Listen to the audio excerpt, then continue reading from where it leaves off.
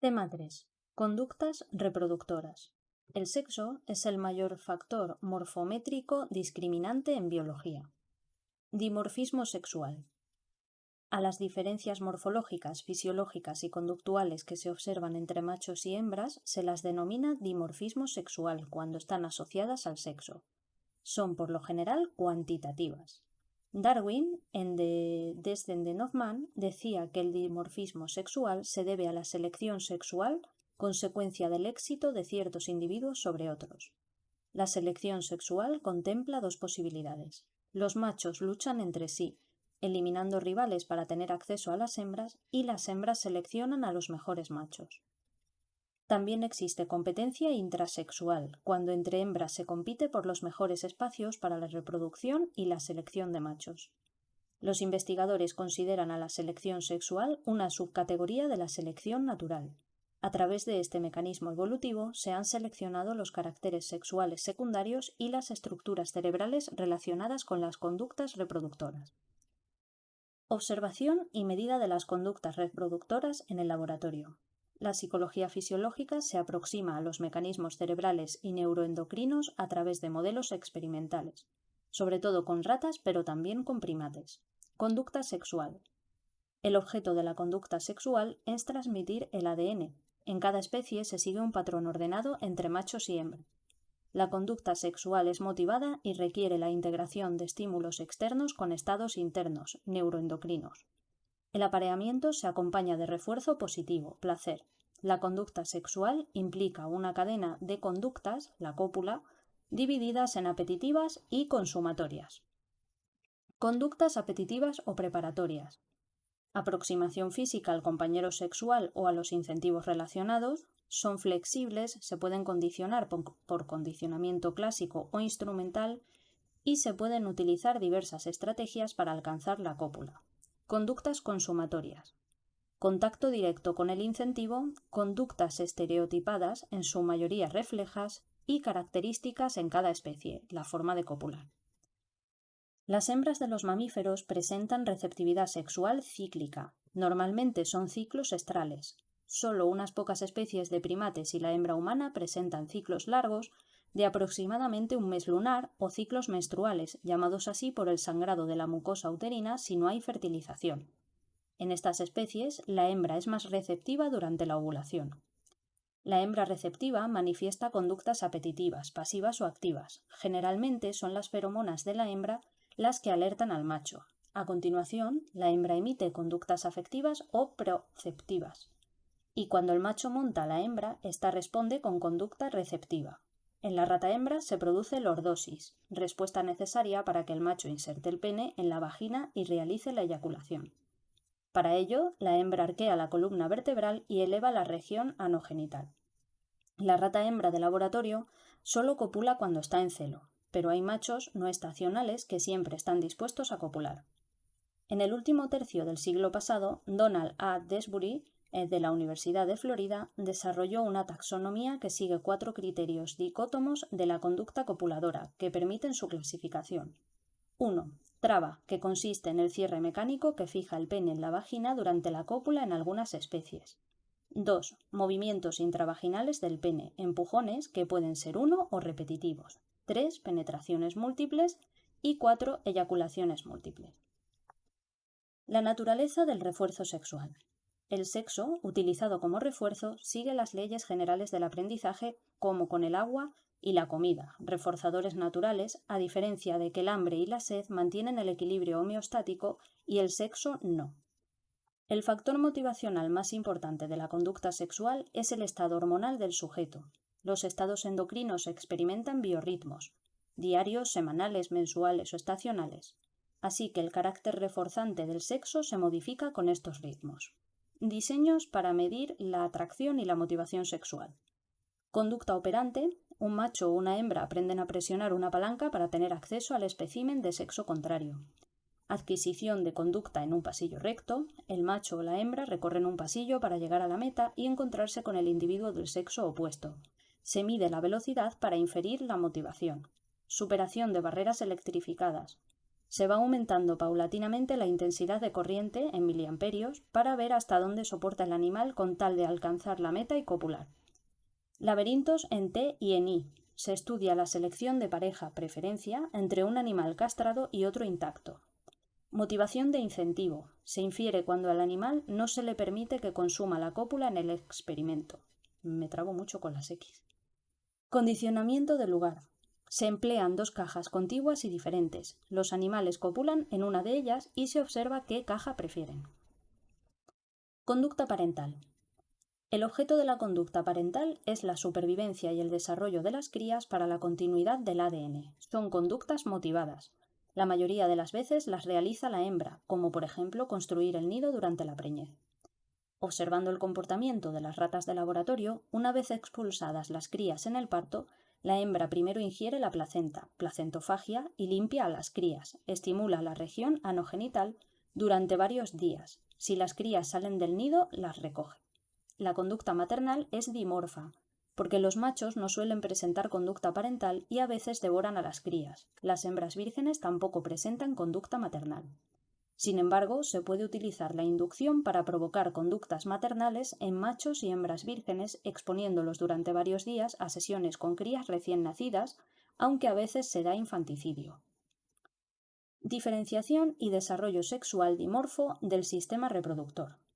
La dotación cromosómica sexual es dimorfa, XX o XY.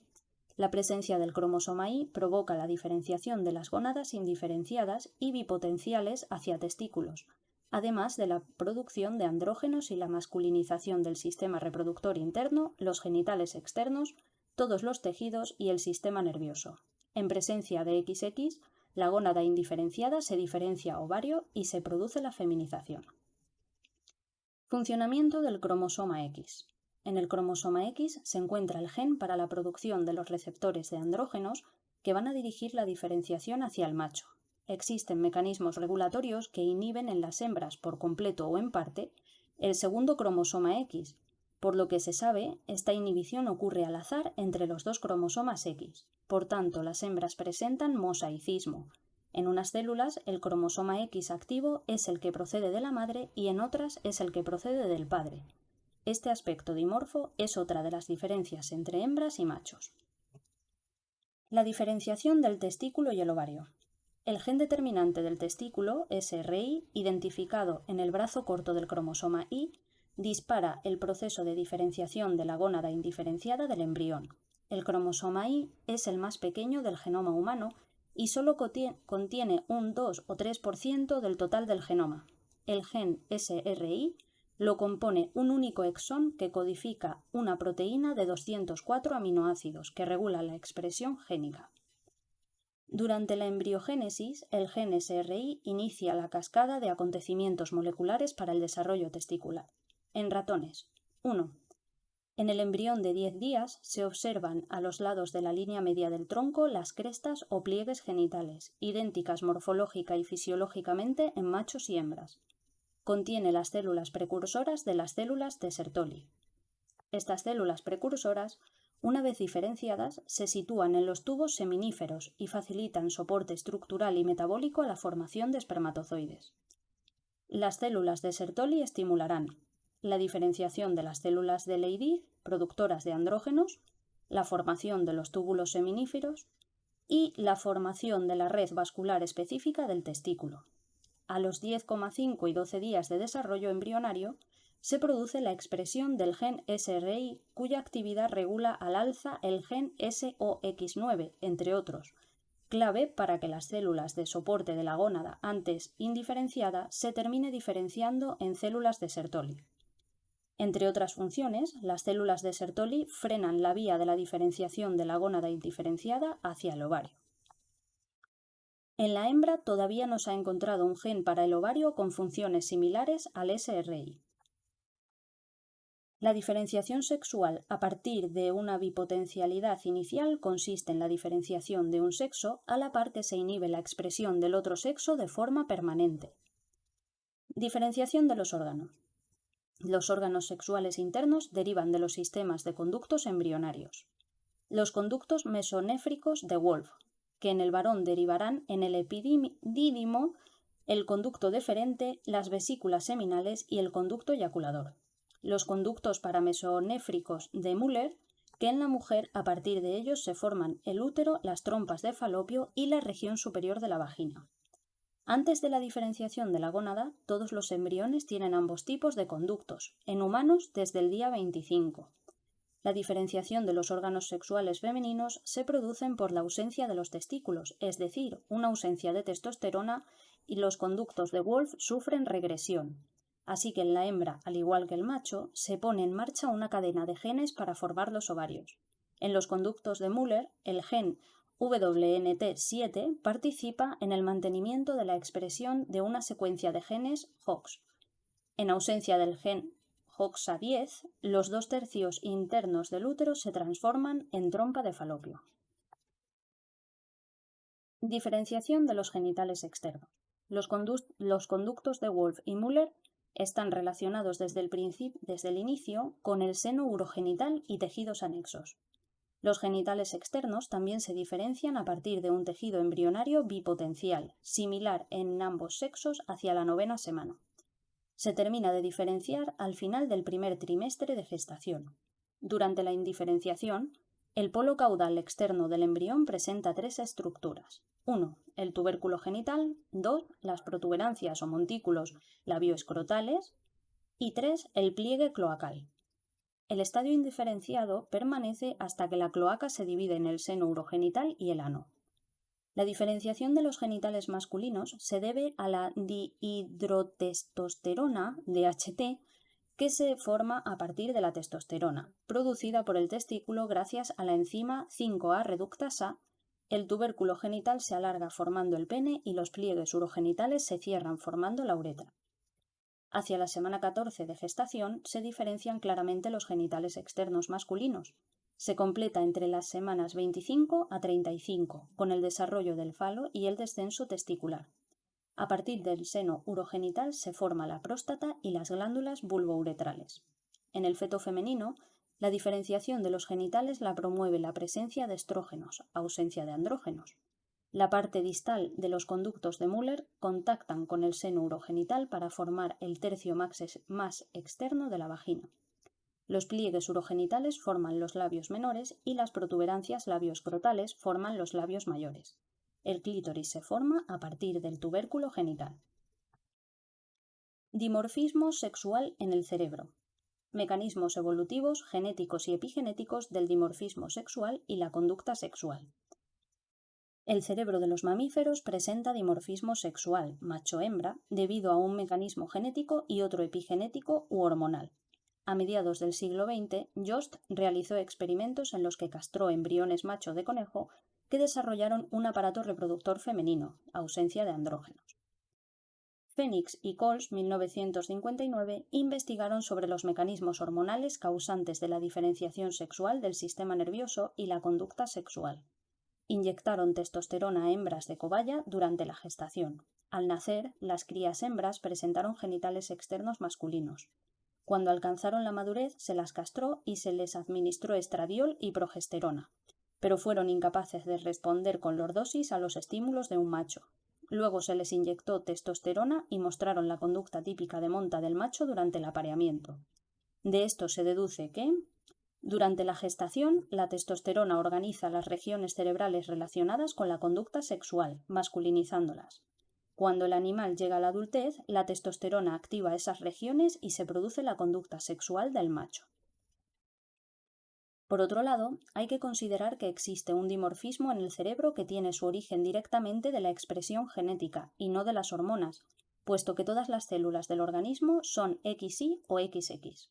En las células del sistema nervioso hay diferencias genéticas intrínsecas que son el origen de algunos dimorfismos, lo que se entiende porque solo los machos tienen cromosoma Y, el cromosoma X del macho es matrilineal, la hembra hereda un cromosoma X del padre y otro de la madre, y uno de los cromosomas X de la hembra tiene inhibida la expresión de todos o parte de sus genes. Características del dimorfismo sexual en el cerebro.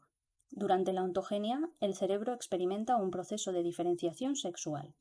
Se presentan dos patrones morfológicos opuestos, donde el macho presenta mayores valores que la hembra, aunque no en todas las regiones cerebrales, ya que algunas son isomorfas, no hay diferencias entre machos y hembras.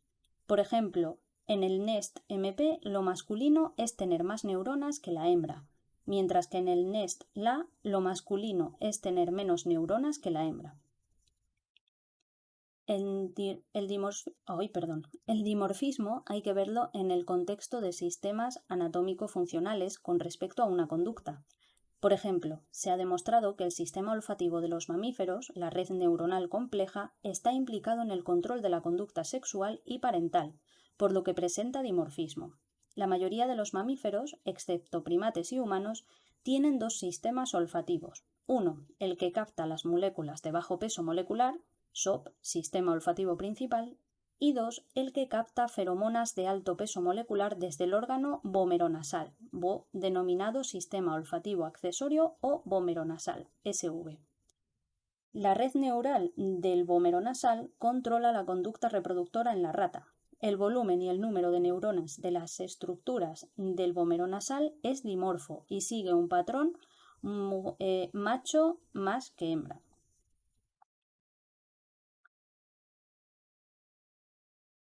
La especie humana carece de órgano vomeronasal y SV. El SOP asume las funciones del SV. También tenemos un sistema olfativo dimorfo, con patrones macho mayor que hembra y hembra mayor que macho. La ontogenia del dimorfismo sexual se ha investigado en la rata en el núcleo del tracto olfativo accesorio, relacionado con la conducta sexual, y en el locus coeruleus, situado en el tronco del encéfalo, que envía proyecciones noradrenérgicas a todo el cerebro, especialmente al sistema olfativo. Control hormonal del dimorfismo sexual en el cerebro. En diseños experimentales se han podido observar los efectos organizadores o diferenciadores de la testosterona o sus metabolitos sobre el cerebro. Las hormonas gonadales son esteroideas y se forman a partir del colesterol, tanto andrógenos como estrógenos. Las células de Leydig de los testículos producen testosterona, regulada por la secreción de pulsos de hormona luteínica, HL, de la adenohipófisis. Las funciones de los andrógenos son desarrollo y mantenimiento de los genitales internos y externos, aparición de los caracteres sexuales secundarios, estimulación de la espermatogénesis y desarrollo y mantenimiento del sistema musculoesquelético y otros, como el nervioso, piel, el inmune, el hígado, etc. Las glándulas suprarrenales y los ovarios también producen andrógenos en pequeñas cantidades. El principal es la testosterona, a partir de la que se forman más andrógenos y estradiol en los folículos ováricos. El cuerpo amarillo produce progesterona.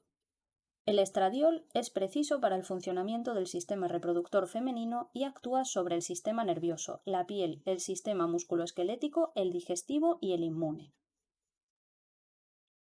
La testosterona circula en sangre unida a proteínas transportadoras y tiene dos mecanismos de acción, uno lento, que precisa al menos 30 minutos y se denomina acción genómica. La testosterona atraviesa la membrana de la célula, se une a los receptores y se transloca al núcleo con su receptor. El complejo hormona-receptor se une al ADN en la región del elemento de respuesta a la hormona, próximo al gen blanco de la hormona, y estimula la síntesis de nuevos ARNM que codifican para la formación de nuevas proteínas que producirán los efectos hormonales en las células blanco. Y otro rápido, denominada acción no genómica o acción membrana, donde la hormona se une a receptores de la membrana celular y activa sistemas de segundo mensajero. La hormona se une al receptor de membrana causando la disociación de proteínas G, la subunidad alfa liberada activa a la adenilato ciclasa que activa la producción de AMPC, que a su vez activa la proteína cinasa y esta fosforila otras proteínas, enzimas, que activa o desactiva. En el caso de la rata, el estradiol masculiniza los núcleos cerebrales del macho que presentan el patrón sexualmente dimorfo, macho mayor que hembra, y en la especie humana la masculinización la produce directamente la testosterona. Estudiando la conducta sexual de machos feminizados y hembras androgenizadas, se observa que los machos no montan a las hembras y son capaces de mostrar el reflejo de lordosis ante la estimulación de los flancos, administrándoles estradiol y progesterona. Las hembras masculinizadas muestran predisposición para montar otras hembras y poca lordosis al inyectar posteriormente estradiol y progesterona y estimular sus flancos. Las células del núcleo sexualmente dimorfo del área preóptica y de otros núcleos del SV del macho contienen la enzima aromatasa. A este mecanismo se le denomina hipótesis de la aromatización. Parece ser que el estradiol procedente de la aromatización de la testosterona es el que impide el incremento de volumen y número de neuronas. Se sabe que la testosterona posee una acción inhibidora. En la especie humana, la testosterona masculiniza el cerebro de forma directa. Las hembras de rata no se masculinizan con el estradiol debido a la A-fetoproteína, producida por los hepatocitos y otras células del embrión. Si hay ausencia de A-fetoproteína, la hembra muestra masculinización del cerebro y ausencia de conducta sexual femenina. Si se comparan los mecanismos hormonales que controlan el dimorfismo sexual para los patrones macho mayor que hembra y hembra mayor que macho, se observa que las mismas hormonas, testosterona o estradiol, producen efectos opuestos. Cuando promueven el desarrollo en el patrón macho mayor que hembra, impiden el patrón hembra mayor que macho. Trastornos de la diferenciación sexual del sistema reproductor y su repercusión en el cerebro y la conducta sexual. Aproximadamente cada 4.500 nacimientos se presenta un trastorno del desarrollo sexual, TDS. Estos TDS influyen en la diferenciación de la identidad de género y la orientación sexual. Se producen por grandes anomalías cromosómicas y por mutaciones de genes concretos. La asignación de sexo y género se realiza por el obstetra o la comadrona, guiados por la apariencia externa de los genitales al nacer el bebé.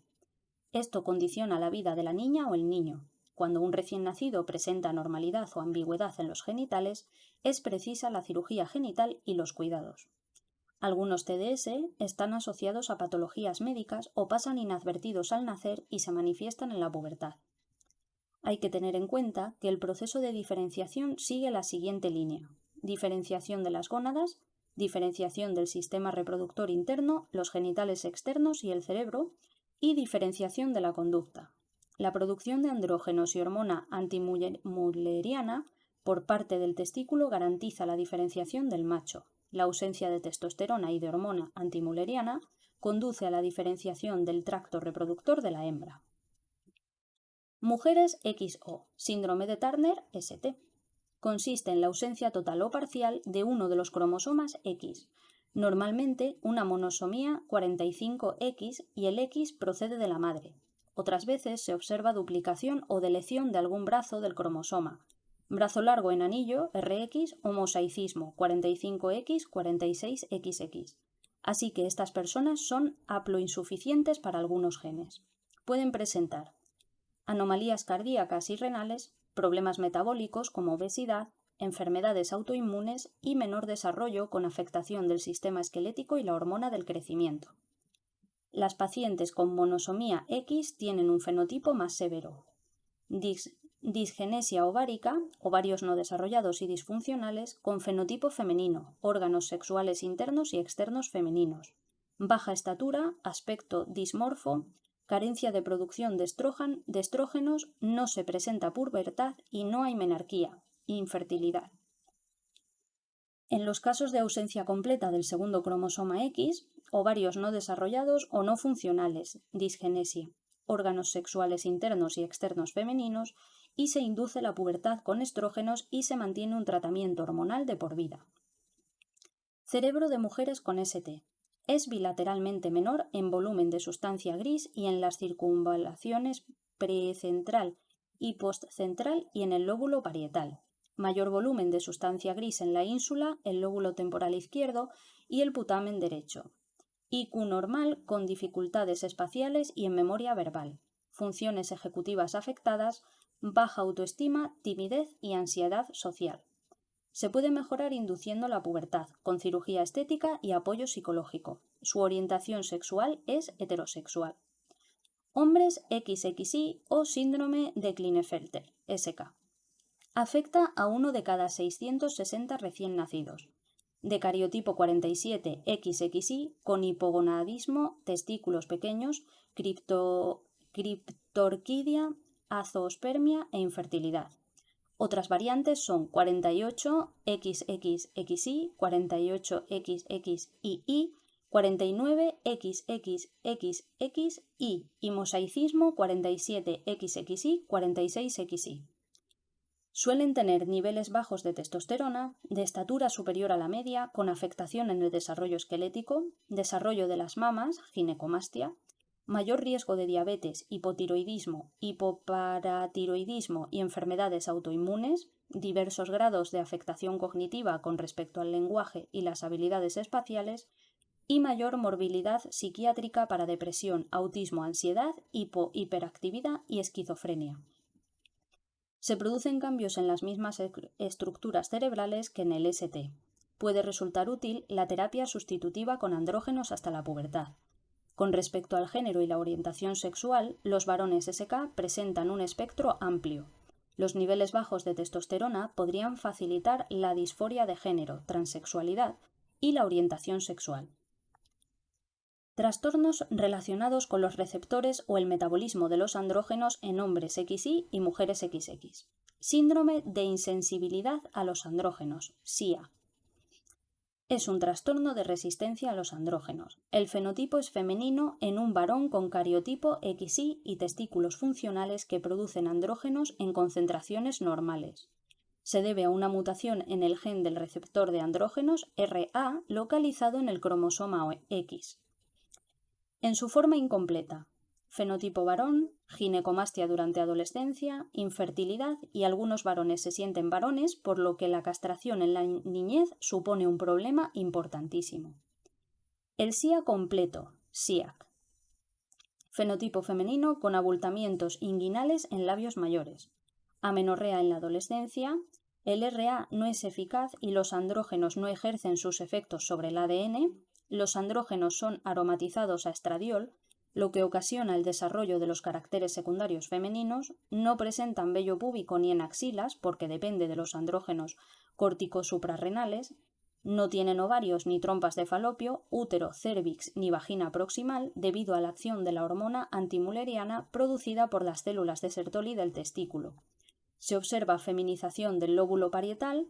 El desarrollo psicosexual es femenino y la identidad de género es mujer heterosexual. Síndrome de hiperplasia adrenal congénita, HAC. Trastorno, que ya es que después de 27 minutos de vídeo, pues una se traba. Bueno, de vídeo, audio. Síndrome de hiperplasia adrenal congénita es un trastorno autosómico recesivo cada 5.000 o 15.000 nacimientos, en el 95% por mutación en el gen CYP212A, que codifica la enzima 21-hidroxilasa, 21-OH. La deficiencia de esta enzima impide la formación de cortisol y las sustancias precursoras del mismo orientan al metabolismo a una superproducción de andrógenos en la corteza de las glándulas suprarrenales. Al nacer presentan masculinización en los genitales, desde una hipertrofia simple del clítoris hasta la fusión parcial de los labios mayores. Se emplea tratamiento hormonal y cirugía y se crían como niñas. Se observa disminución del volumen de la amígdala y zonas de hiperintensidad la sustancia blanca, lo que puede indicar pérdida de mielina o de consistencia de los axones. Las niñas HAC se inclinan por juegos típicos de niños y prefieren jugar con niños. La gran mayoría están contentas con su identidad de género, aunque un 3-4% desean vivir como hombres. Las mujeres que sufrieron HAC en el útero tienden a la bisexualidad. Los aspectos de la orientación sexual son dependientes del grado de exposición a los andrógenos en la vida fetal. Disruptores endocrinos. Hay compuestos químicos naturales e industriales que mimetizan o antagonizan los efectos de los andrógenos y los estrógenos e interfieren en la normal diferenciación sexual. Son los DE, disruptores endocrinos. Compuestos estrogénicos con efectos de disruptor endocrino. Xenoestrógenos no esteroideos utilizados en la industria y agricultura y fitoestrógenos no esteroideos que se encuentran de forma natural en hongos y plantas. Los disruptores endocrinos se inhalan por la atmósfera o se ingieren en la dieta. En los años 40 y 70 se utilizó el dietilestilbestrol para evitar el aborto espontáneo por sus efectos estrogénicos. Se comprobó que esta sustancia afecta al desarrollo del sistema reproductor y se asocia al cáncer de testículo y de vagina en el adulto. También incrementó los trastornos en el sistema reproductor del varón, criptorquidia, hipospadias, baja producción de esperma. En la criptorquidia, de origen genético, mutación o provocada por agentes externos, disruptores, se produce un descenso incompleto de uno o los dos testículos en el desarrollo fetal, que se corrige con cirugía. Por ejemplo, los polibromofénilos que se utilizaban en electrónica para componentes plásticos y los pesticidas se encuentran en mayor concentración en la leche de las madres que tienen hijos con criptorquidia. El descenso testicular se regula por la testosterona y la INSL3, dos hormonas producidas por las células de Leydig en los testículos fetales. INSL3 estimula el desarrollo del gobernaculum testis, gobernáculo, que fija los testículos. Estos emigran al escroto unidos al gobernáculo, que posteriormente degenera. La disfunción de las células de Leydig retiene a los testículos en el abdomen o el conducto inguinal. ¿Qué nos enseñan los trastornos del desarrollo sexual? Existe una relación entre genotipo y fenotipo, tanto a nivel morfológico como fisiológico y conductual. Las variaciones en el número de cromosomas, los receptores de las hormonas gonadales o las enzimas que intervienen en el metabolismo de los esteroides producen cambios morfológicos, fisiológicos y conductuales que se relacionan directamente con la reproducción y la conducta sexual. Pubertad y desarrollo sexual. Tanto la pubertad como la adolescencia muestran un inicio y desarrollo dimorfos. Pubertad es la transición de la niñez a la adultez, cambios hormonales, físicos y conductuales, aceleración del crecimiento, cambios en la masa corporal, la distribución de la grasa y aparición de los caracteres sexuales secundarios, modificaciones psicológicas que afectan al rol social y completa maduración del eje hipotálamo-hipófisis y gónadas. Establecimiento del circuito hormonal de retroalimentación o feedback que regula los tres niveles. Varía su comienzo según las especies, por factores genéticos, nutricionales y climáticos, temperatura o fotoperiodo. En nuestra especie influye la situación socioeconómica y los factores geográficos. Se alcanza la madurez reproductora. Y luego tenemos la adolescencia, que se encuentra concurrente con el inicio de la madurez reproductora o inmediatamente después de la pubertad. Es un periodo de maduración cognitivo-afectiva, integración social del adulto y desarrollo o maduración de circuitos neocorticales y límbicos. Etapas del desarrollo puberal de Tanner. Niñas, Tanner 1 o prepuberal, menor de 10 años. Pecho con mamas sin tejido glandular, no hay vello púbico. Tanner 2, mayor de 10 años, botón mamario con algo de tejido glandular, vello púbico fino y liso, ligera pigmentación en labios mayores. Tanner 3, 11 años, la mama se extiende y se eleva, vello púbico más grueso. Tanner 4, 12 años, la mama aumenta de tamaño, areola y pezón se elevan formando un montículo y vello púbico adulto. Tanner 5, 13, 15 años, mama adulta y pezón prominente, vello púbico se extiende. Niños, Tanner 1, prepuberal, menor de 10 años, testículos con volumen de 1,5 milímetros y pene infantil. Tanner 2, de 10 a 11,5 años, aumenta el tamaño del escroto y testículos 1,6 a 6 milímetros, ligera pigmentación en base del pene, piel del escroto se arruga y enrojece, pene infantil y escaso vello. Tanner 3, de los 11,5 a los 13 años, testículo aumenta 6-12 milímetros y el escroto, pene se engrosa y alarga, vello grueso y rizado se extiende. Tanner 4, de 12,5 a 14 años, los testículos aumentan entre 12 y 20 milímetros y el escroto se agranda y oscurece, pene se alarga y ensancha y se diferencia el glande. Tanner 5, mayores de 14 años, testículos de 20 milímetros, pene 15 centímetros y escroto adulto, y vello adulto. Control genético y endocrino en la pubertad. El inicio de la pubertad es poligenético. Dos neuropéptidos, la quispeptina codificada por el gen KIS1 y la neuroquinina B, NKB, codificada por el gen taquiquinina 3. Madre mía, yo con estas cosas es que me lío un montón, por favor, leedlo en el libro para decirlo bien, porque yo a lo mejor es que me lo estoy hasta inventando, porque con tanta letrilla junta, taquiquinina 3, TAC3, son necesarios para el inicio de la pubertad. Las neuronas de los núcleos arcuato y en anteroventral periventricular del hipotálamo coexpresan quispeptina y NKB. Las neuronas del núcleo arcuato también expresan receptores para estrógenos y andrógenos. NKB estimula la producción de pulsos de Kis1, que a su vez estimula la producción de gonadotropina, GnRH, en las neuronas de la eminencia media. La GnRH induce la liberación de hormona luteinizante o luteotropina LH y la estimulante del folículo o foliculotropina FSH en la adenohipófisis, lo que estimulará a su vez la producción de hormonas gonadales. La GnRH se secreta en pulsos nocturnos durante la pubertad. Los esteroides gonadales inducen el desarrollo de los caracteres sexuales secundarios y los cambios corporales. Luego se frena la producción de Kis1 cerrando un mecanismo de retroalimentación negativa. De hecho, la pubertad es el periodo en el que se pasa de una producción infantil de GnRH a otra adulta. En ambos sexos, el estrógeno controla el desarrollo y fusión de la epífisis, esto estará mal puesto, de los huesos. Yo es que de verdad, ¿os creeréis que es que no me he leído esto antes de empezar? Pues sí, sí me lo he leído, he hecho resúmenes, etcétera, etcétera, pero cuando llega la hora de leerlo en voz alta, me trabo, parece que no he visto esto en mi vida, pero bueno, es que es la verdad, al final son palabras que no usamos en el día a día, que es que pues cuesta, pues luego lo ves en el examen y dices, pues sí era esto lo que estaba estudiando y esto es así. Luego pues te acuerdas. Entonces, bueno, yo lo sigo leyendo, siento si me voy parando así muchísimo diciendo cosas, pues bueno, es un tema que a lo mejor pues más adelante tendremos que ver algunos esquemas que ya los subiré y si no pues los subiré en Patreon. Como decía, los estrógenos estimulan el crecimiento, estimulando la GH por medio de los receptores alfa y beta de estrógenos, que se expresan tanto en el hipotálamo como en la adenohipófisis.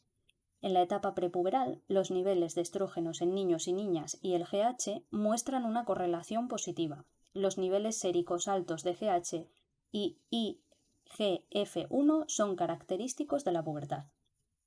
Cambios cerebrales durante la adolescencia. La corteza cerebral supone el 80% de la sustancia gris del cerebro y realiza funciones conductuales complejas. Hay diferentes trayectorias de desarrollo entre los 5 y los 30 años dependiendo de la región de la corteza. Trayectoria cúbica, incremento, decremento y estabilización. La mayor parte de la isocorteza, que son 6 capas, frontal, temporal, parietal y occipital, y el proceso de adelgazamiento comienza con la pubertad. Trayectoria cuadrática, incremento seguido de decremento. Regiones con una constitución laminar más simple, la ínsula, corteza del cíngulo, límbicas. Se inicia cuando la pubertad ya ha avanzado. Y trayectoria lineal, que es decremento, corteza piriforme y medial temporal.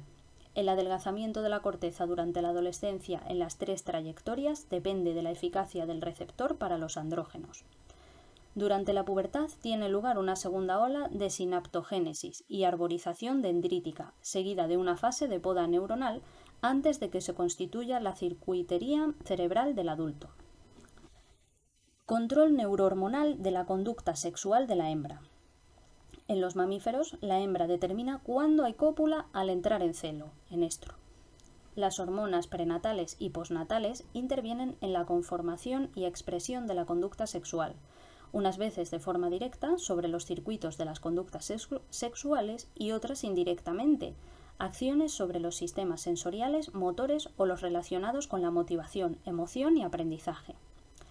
La hembra muestra el reflejo de lordosis poco después de nacer. En las ratas, tanto hembras como machos muestran conducta de lordosis al nacer, lo que indica que tienen los mecanismos neurales necesarios para expresarla, aunque posteriormente se inhibe permanentemente en el macho y en la hembra solo se manifiesta en estro, acciones del estradiol y la progesterona. Control hormonal de la conducta sexual de la hembra. Activación hormonal de la conducta sexual de la hembra. Es que es el 6.2 y luego el punto 6.2.1, no he dicho lo mismo. Es que vamos por pasitos.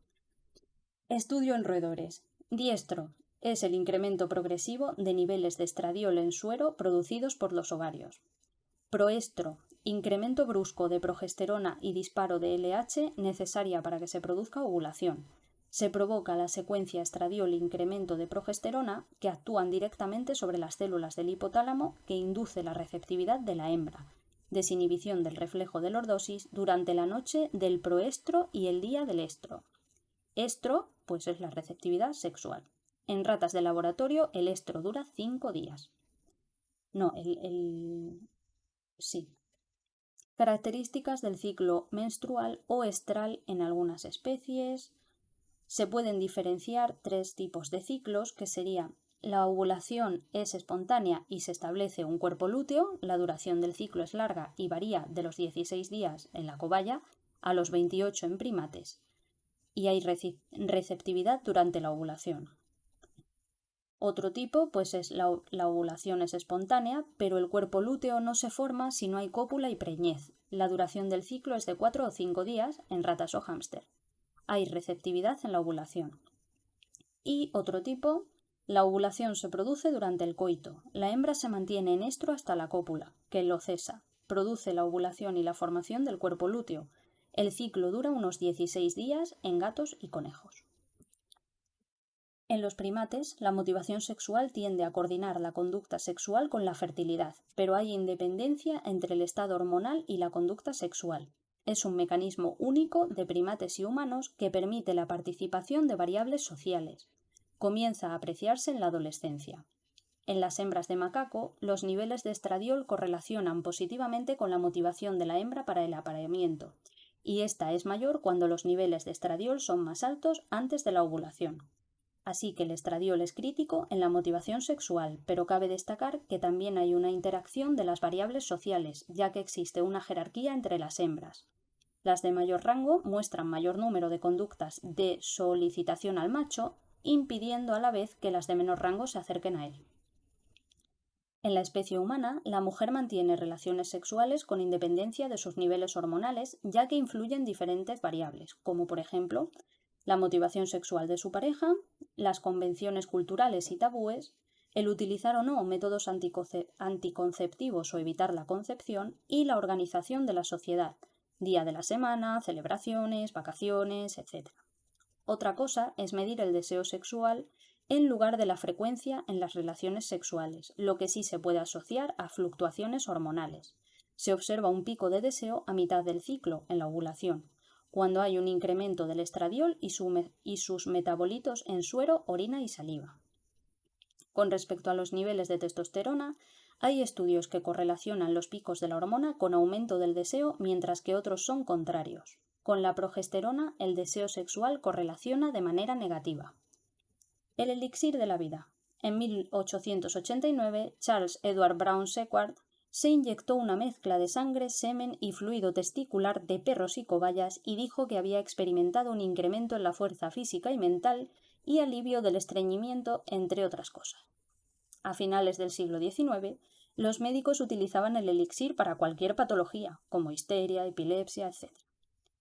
Serge Voronov comenzó a trasplantar testículos de mono a humanos. Madre mía. A principios de los años 30, las farmacéuticas se interesaron en aislar el factor androgenizante del testículo, al que denominaron testosterona. Butenandt y Ruzicka prepararon testosterona sintética y recibieron el Nobel en 1939. Se comenzó a administrar testosterona para todo tipo de dolencias. Hasta se administró a personas homosexuales con intención de modificar su orientación. En los años 40, trabajos de Salmon y Heist en 1943 se utilizó para incrementar el deseo sexual de las mujeres. No hace muchos años, en una conferencia celebrada en la Robert Wood Johnson Medical School en Princeton, se acuñó el concepto clínico de insuficiencia androgénica de la mujer. Sin ningún estudio epidemiológico, se publicó en 2002.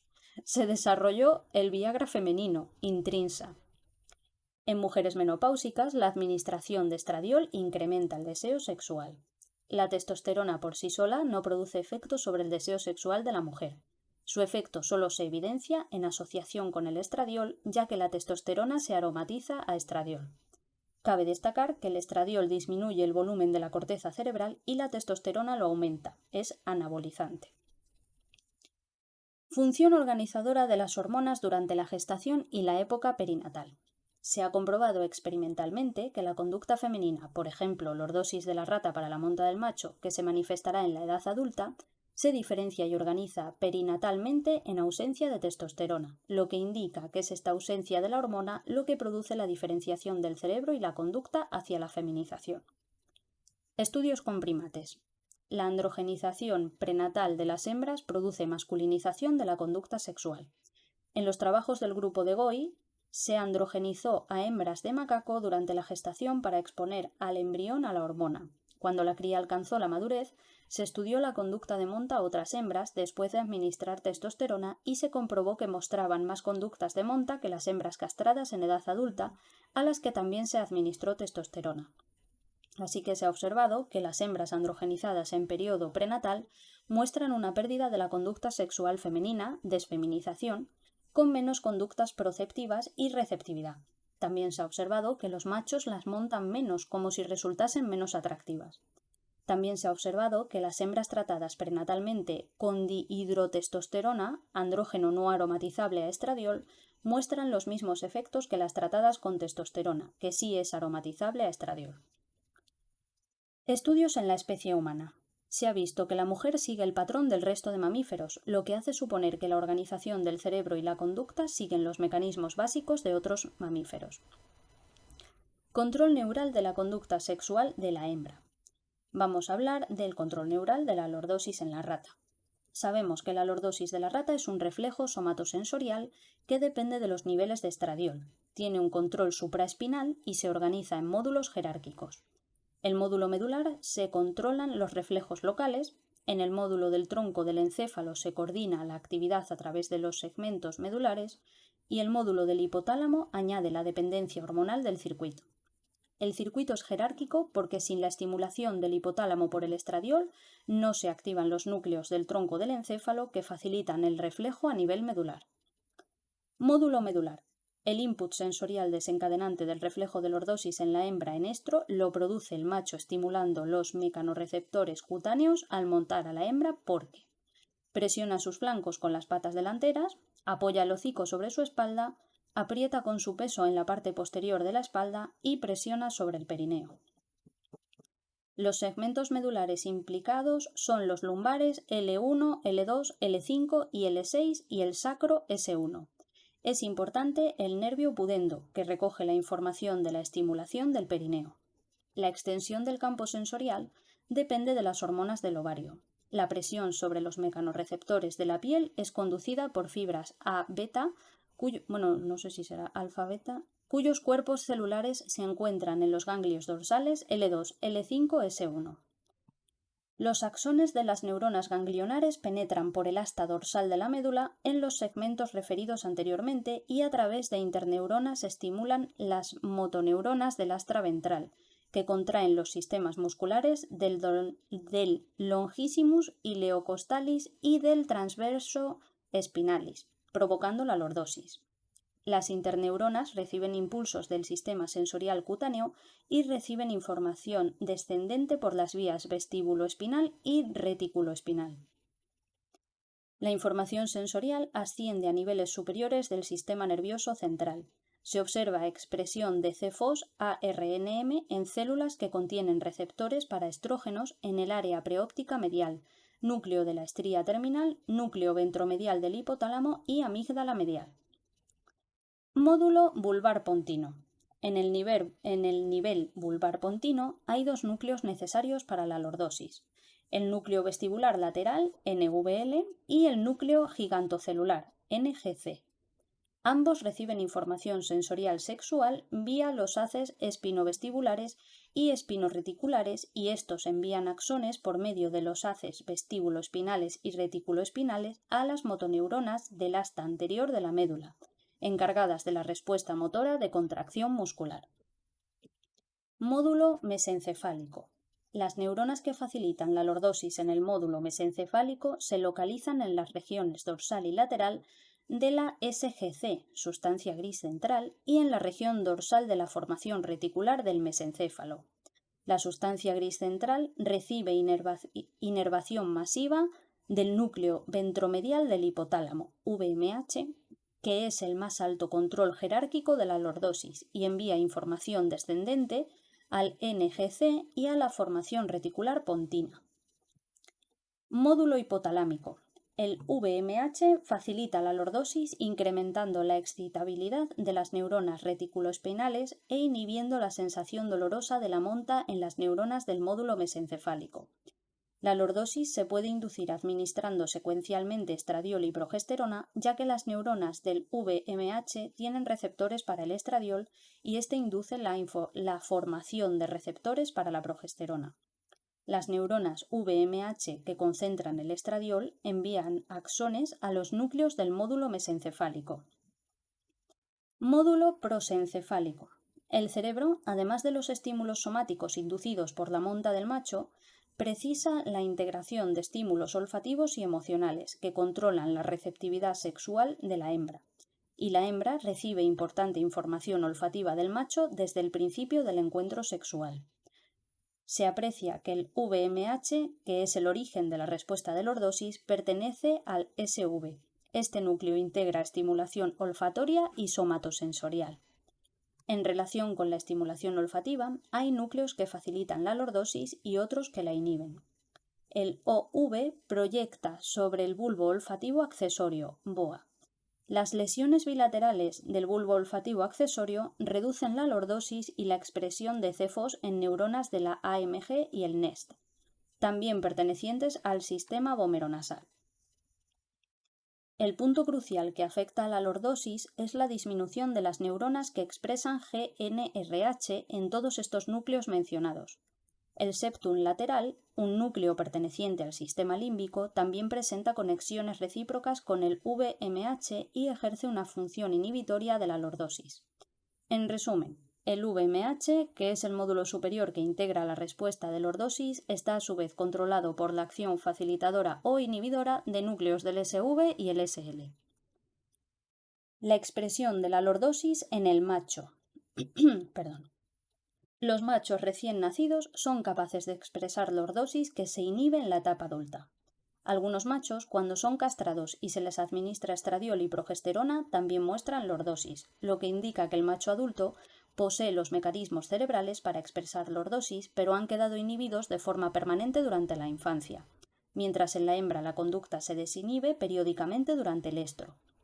Se ha observado que machos adultos castrados con lesiones que afectan al APM, al administrarles estradiol y progesterona, muestran lordosis ante la monta o estimulación.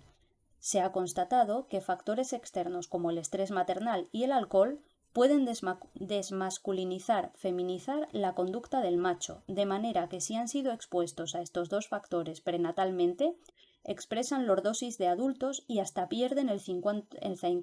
Joder, ¿cómo estoy ya? Uy, perdón por la palabrota, madre mía. Es que ya son 54 minutos seguidos. Bueno, a lo mejor para un rato. Es que yo creo que este es uno de los temas más largos, ¿eh? Y es que nos queda prácticamente todavía la mitad. Bueno, vuelvo a leer la frasecita, que es que el estrés maternal y el alcohol pues puede desmasculinizar y o feminizar la conducta, de manera que si han sido expuestos a estos dos factores prenatalmente, pues expresan la lordosis de adultos y hasta pierden el 54% su capacidad de eyacular. Así que la exposición a estímulos estresantes afecta la interacción entre las hormonas de la corteza suprarrenal y las del testículo y el ovario. El estrés disminuye la síntesis y liberación de testosterona. Machos y hembras poseen las mismas estructuras que controlan la lordosis, pero el macho tiene más neuronas, lo que hace que se inhiba la lordosis de forma permanente. Y creo que sí que vamos a parar, porque ya es mucho tiempo, hace muchísimo calor aquí. Así que el tema 3 lo vamos a tomar en dos partes, que a mí también pues me parece muy exagerado el vídeo que vamos a subir de 1 hora. Así que nada, chicos, pues nos vemos en la parte 2 y un saludito. Hasta luego.